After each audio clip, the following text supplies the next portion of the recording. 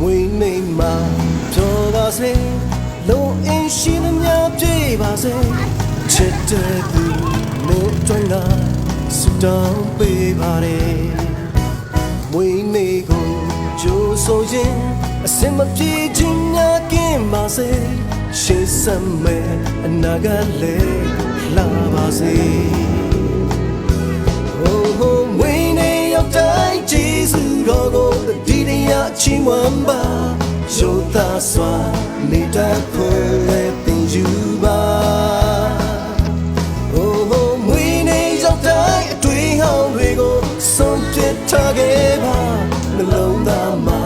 မျောလင်းခြင်းနဲ့အသက်ရှင်ပါ